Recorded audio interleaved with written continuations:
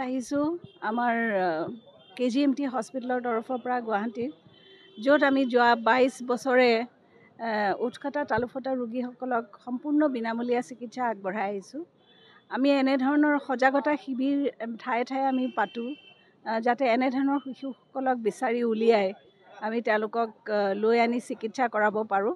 আৰু সেয়ে আজি ৰূপক বায়নৰ সহায়ত ইয়াতে বৰপেটা জিলাত আজি প্ৰেছ ক্লাবত আমি সমবেত হৈছোঁ। বহুতখিনি শিশু দেখিছোঁ, এনে কিমান 20টামান আছে, 22জন শিশু পাইছোঁ যিসকলে হয়তো গমো নাপায় যে ইয়াৰ চিকিৎসা আছে, সুচিকিৎসা আছে।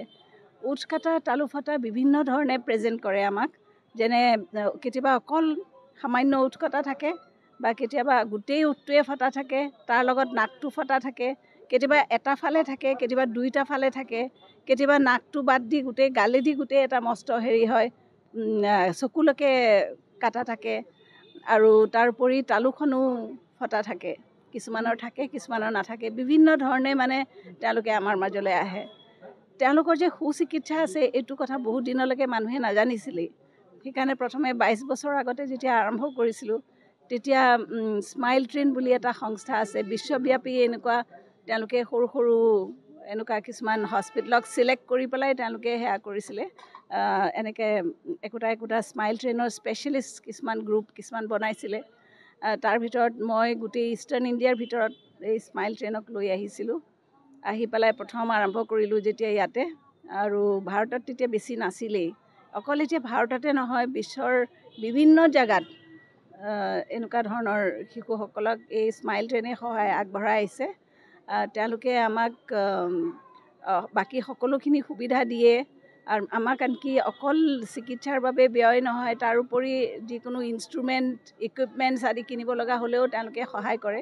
গতিকে আমি খুব সুন্দৰকৈ তেওঁলোকক সহায় কৰিব পাৰোঁ। অপাৰেশ্যনৰ বাহিৰেও তেওঁলোকক সম্পূৰ্ণ বিনামূলীয়া চিকিৎসাৰ লগতে তেওঁলোকে পিছতো যেতিয়া আহি থাকে তেতিয়াও তেওঁলোকে ফ্ৰী পায়।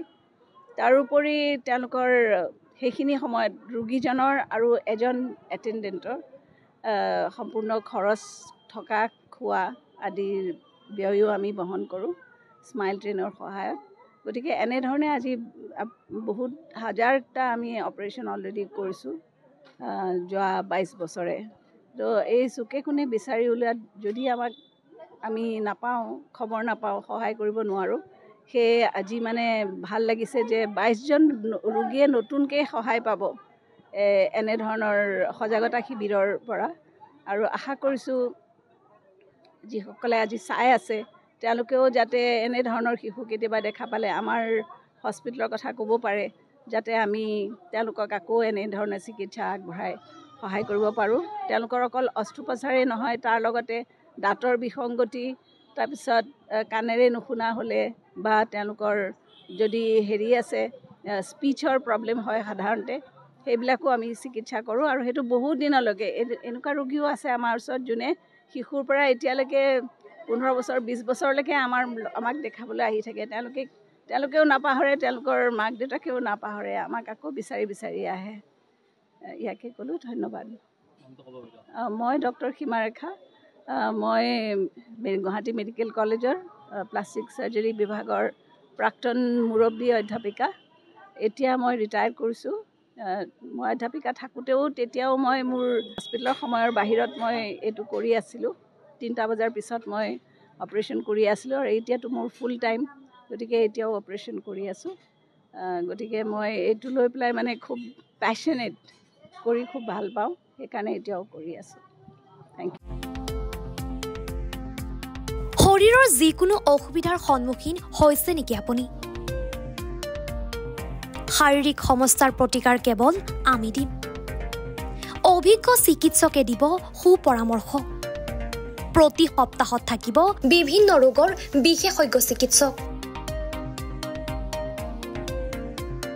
চাবলৈ নাপাহৰিব এনি ভাৰত 24ৰ বিশেষ অনুষ্ঠান স্বাস্থ্য বিশেষ।